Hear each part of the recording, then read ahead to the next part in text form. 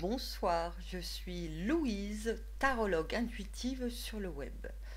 Je voudrais vous parler d'une anecdote 100% vécue le 6 septembre 2006 qui a été pour moi une date de prise de conscience. J'avais déjà de la conscience évidemment, c'est ce que je cheminais pour en arriver à cette anecdote. Mais ce jour-là a quand même marqué un tournant visuel puisque j'ai traversé une porte du temps. Vraiment, j'ai pu le vivre. Donc déjà, il faudrait se souvenir que nos émotions ont un lien très particulier avec nos perceptions et ce que nous allons vivre à l'extérieur, selon que nous sommes dans l'exaltation ou dans la dépression. Moi, cette période, j'étais dans l'émotionnel mère-enfant, puisque mes derniers enfants s'émancipaient et d'une entité de couple, famille plutôt, nous passions à une entité de couple tout court. Donc c'était une nouvelle expérience et forcément on n'y est jamais complètement préparé puisque pendant des années nous sommes parents et un jour on devient un nouveau couple. Et du coup, nous avons décidé d'accompagner notre fille jusqu'à la capitale du Sud-Ouest, Toulouse, là où elle est attendue dans une chambre d'étudiante. Et puis, nous sommes partis faire notre périple personnel avant de rentrer chez nous en Loire-Atlantique. Donc, nous sommes passés par Bordeaux. Nous avons retrouvé une amie perdue de vue depuis longue date et merveilleuse personne qui nous invite à rester avec elle dans la vibration d'une fête antillaise à faire. Voilà, donc nous y allons entre 23h30 pour un certain temps, un temps indéterminé, on va dire ça comme ça. Et nous avons traversé pour l'aller à pied la place Saint-Michel vers 23h, 23h30. Elle grouillait de vie, comme à son habitude, quelle que soit la période de l'année. Surtout que je vous rappelle que nous étions le 6 septembre 2006, qu'il faisait chaud, qu'il faisait beau et que les étudiants ne sont pas encore élèves dans les facultés à cette période de l'année. Hein. Ils vont rentrer à partir d'octobre. Donc il y aurait il y avait du monde, voilà.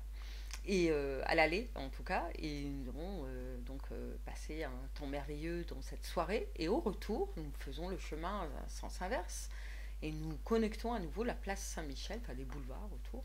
La place Saint-Michel qui déjà est très particulière pour moi parce que dans cette énergie, déjà en marchant, en faisant quelques pas à l'extérieur, en ayant quitté nos amis antillais, eh bien déjà, projeté sur le boulevard, projeté à cet endroit, je capte un champ informationnel qui me dit qu'on n'est plus dans la réalité habituelle. Je le sens, c'est visible, c'est tangible. Je ne veux pas prendre le temps intellectuellement de l'expliquer avec des mots à mon mari ou à mon ami pour savoir s'ils sont calés sur mon ressenti. Moi, je suis tarologue intuitive, je sais qu'ils sont sensibles aussi, hein, parce que nos amis nous ressemblent. Et du coup, je suis complètement dans mon truc. Donc, je laisse cette énergie se placer, je la vis intérieurement. Et je demande quand même l'heure à mon amie, et elle me dit 3h33. Donc, déjà, une succession de 3. Donc, je me dis, tiens, c'est bien une porte du temps. C'est comme un message. Voilà. Ensuite, nous sommes dans le département de la Gironde. Il y a un maire, à cette époque, qui est toujours le même d'ailleurs, je crois, aujourd'hui, en 2014, qui est d'obédience franc-maçonne avec des rituels d'initiation, vous devez le savoir. À partir du 16e degré de franc-maçonnerie jusqu'au 33e, il y a beaucoup de magie, sorcellerie, cannibalisme, etc., etc. Bon, je ne vais pas développer le sujet, hein. Il y a de très bons blogs qui sont faits pour ça. Et ça s'exerce sur la planète entière, France comprise. Et donc, je suis dans cette énergie-là du 33, je pense quand même à l'initiation franc-maçonnique. En plus, c'est la pleine lune, et c'est une lune rousse, et qui est gigantesque, mais hors norme, c'est-à-dire pas une lune habituelle, et rousse, dans une couleur étincelante quand même, dans un univers qui est ouaté, et dont la luminosité n'est pas habituelle, elle est plutôt voilée. Et pourtant, cette lune-là se dénote ou démarque. Elle sort du lot. Le fond du tableau est sombre. c'est-à-dire noir, le ciel. Il y a cette lune orange et qui est posée très bas sur l'horizon. Donc pour moi, je la vois dans ma vision. Elle est posée sur le bitume et elle est coincée entre les deux immeubles, la rangée d'immeubles qui forment cet immense boulevard sur lequel nous marchons, mon mari et mon ami. Et parallèlement à ça, dans ce champ informationnel, il circule vraiment une énergie qui dit porte du temps. Moi, je sens qu'on est sorti du temps linéaire parce que rien ne se passe comme de coutume autour de nous. Il n'y a pas de bruit, pas de véhicule, pas d'âmes qui vivent, pas de chiens, pas de chats, pas aucun mouvement. Et je vous l'ai dit, tout est ouaté, semble dans un cocon. Et il n'y a que nous trois. Subitement, en face de moi, directement, loin, au loin, hein, se profile une ombre avec une personne que je dévisage, enfin, je dévisage pas tout de suite, disons, je dévisage la silhouette ou ce qui en émane. Et c'est déjà encore. On dépasse la zone connue, la normalité. C'est une personne de très très grande taille. Je me dis, un basketteur où je raisonne, j'essaye d'être rationaliste, ça se fait tout seul, ça ne se pose pas comme question, c'est le cerveau qui, hop, envoie l'idée, me dit non, c'est un adulte qui porte un autre adulte, voire un ado sur ses épaules. Et plus nous marchons quand même dans l'idée que moi je veux croiser les yeux de cette personne directement dans mes yeux et voir vraiment si elle vit comme moi cet instant qui est très particulier. Je ne veux pas en débattre avec Catherine, mon amie, ni mon mari, parce qu'il va encore falloir argumenter, entrer dans de l'intellectuel, tandis que là, je suis juste dans une zone confortable qui s'appelle je le vis, tout simplement, je le vois aussi. Donc je laisse cette silhouette se rapprocher et je m'aperçois que, oh, grande surprise pour moi, ce n'est pas un homme mais une femme, ce n'est pas un basketteur non plus, ni une basketteuse, c'est une femme avec une mini-robe, avec des jambes démesurées très très longues, des petits talons de 6 cm environ, puisque j'ai le temps de détailler ses cuisses, ses jambes, ses sandales, sa robe, sa tête. Elle porte un chignon choucroute et des tresses africaines qui s'en échappent, blond châtain. Elle est métissée claire de peau. Elle avance dans notre direction, elle a un petit sac à la main. Elle n'a pas l'air inquiète, pressée, stressée dans sa démarche. Elle a l'air de savoir ce qu'elle fait, où elle va, comment elle y va. Voilà, mais on existe dans sa réalité, mais tant qu'on est loin, il n'y a pas un souci. Il y a même une forme d'interrogation, elle doit se poser des questions aussi, dans le ressenti. Et par contre, dès qu'on approche de plus en plus, en tout cas pour moi, je m'étais dit, je vais braquer mes yeux dans les siens pour voir si elle vit, cette personne, intensément ce moment hors norme de magie. Eh bien, c'est imprimer quelque chose de télépathique, un ordre télépathique je pense, de cette personne vis-à-vis de moi, parce que ça s'est fait dans mon inconscient. J'ai pas eu à me poser de questions, c'est venu, tel quel. Non. Il n'y aurait pas de contact, en tout cas pas directement dans les yeux, fallait pas.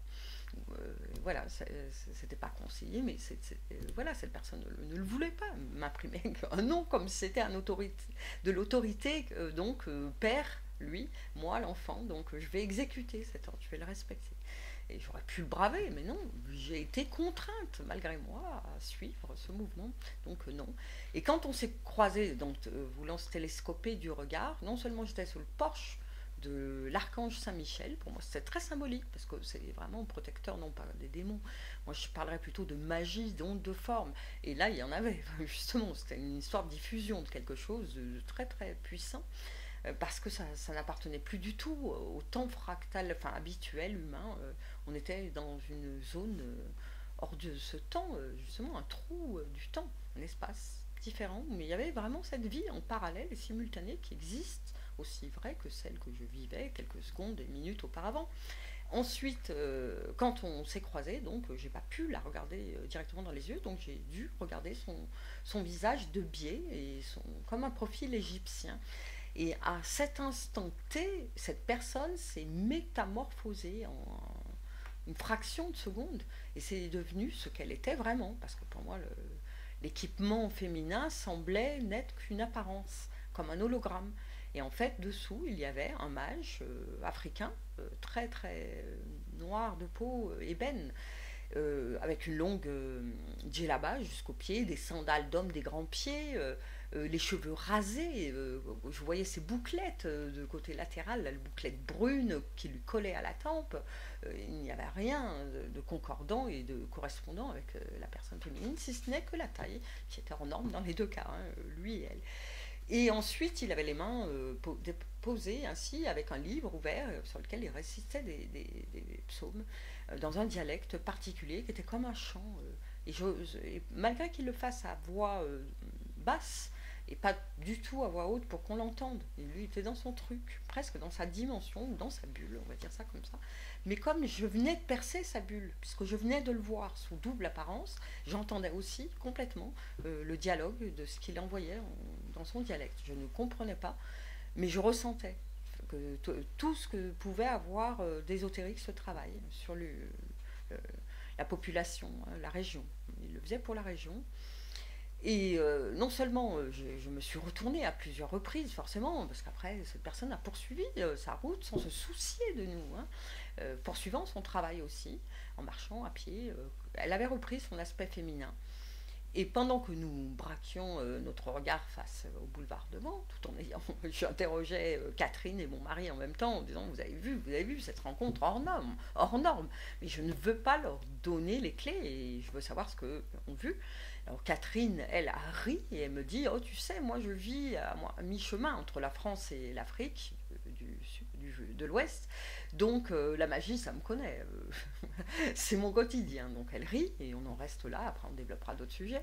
Et mon mari, lui, il aurait pu me dire quelle très belle femme, parce que je le souligne, je lui dis t'as vu, quelle très belle métisse, super femme et tout. Et lui il rit, il me dit oui, d'un air la rigueur. Et d'un coup, son regard change tout de suite. Hein. Ses traits se durcissent et il a un ton sérieux. Et il me fait oui, mais de toute façon, c'est Belphégor. Hein. Voilà, et avec un mouvement de recul, pas un mouvement d'attirance, un mouvement de recul. Et comme il est très sensible, je sais, je vois, je détecte qu'il a capté tout de suite.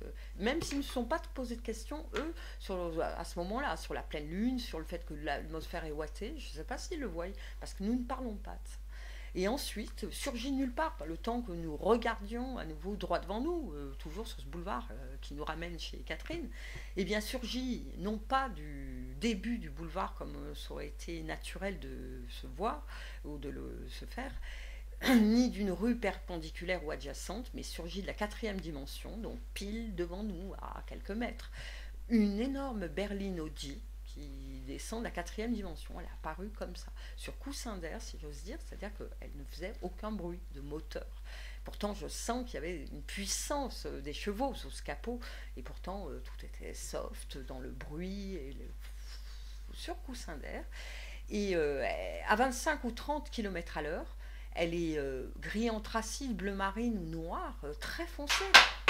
C'est-à-dire qu'on ne voit pas directement les conducteurs, les personnes, le personnage autour. Voilà. Mais je sens que c'est aussi un travail de diffusion de magie qui sont interconnectés, reliés avec ce mage sorcier qui a une apparence féminine. Je sens qu'il y a un lien avec, vraiment. Et dès que cette voiture nous a dépassés, parce que nous avons scruté quand même comme ça, eh bien la vie dans l'instant est devenue tout à fait à nouveau normale, c'est-à-dire grouillante, lumineuse, du bruit de voitures, des voitures en circulation, des gens dans la rue à pied aussi. Et pourtant il était 3h33 du matin. Voilà. C'est pour vous dire que c'était un fractal, vraiment une porte qui s'est ouverte à ce moment-là pour me donner une réponse à ce que j'avais envoyé. J'affirmais, par mes ressentis, qu'il y avait de la magie, et pas forcément toujours bonne, dans le sens faite pour le développement harmonieux. Non, c'est pour la contriction. Mais la contriction mène aussi à une forme de développement harmonieux par se poser des questions, commencer à trouver des choses bizarres dans son environnement. Donc voilà, ça faisait partie du chemin. 2006 me faisait ce cadeau. Je vous dis, j'avais de la conscience auparavant. Mais là c'était vraiment de plus en plus, j'avais plus de temps aussi, voilà aussi, ça va, la vie est très bien faite, elle me donnait le temps de pouvoir maintenant me pencher ou plancher sur ces sujets de magie rituelle fait contre l'humanité, qui domine le monde, pourquoi, quand, comment, parce que cette magie n'est pas que bordelaise, même si elle avait à ce moment-là quelque chose de négatif pour le peuple bordelais, pour le tenir dans l'endormissement, ne pas prendre d'autres choix électoraux, ni à la mairie, ni au conseil général régional, même si je ne suis pas bordelaise et que je n'ai rien à voir dans ces affaires politiques. Je peux juste ressentir que ça va une vertu pour garder du pouvoir, pour le développer dans ce sens-là. Parce que Bordeaux est aussi une province riche, mais en même temps, elle a un passé très obscur. Ce fut un port négrier de vente de traite humain, traite négrière, traite d'esclaves. Et ensuite, un passé obscur au niveau de la magie aussi. Hein, donc, bon, rien d'étonnant. Toulouse, toutes les villes du monde, si j'ose dire.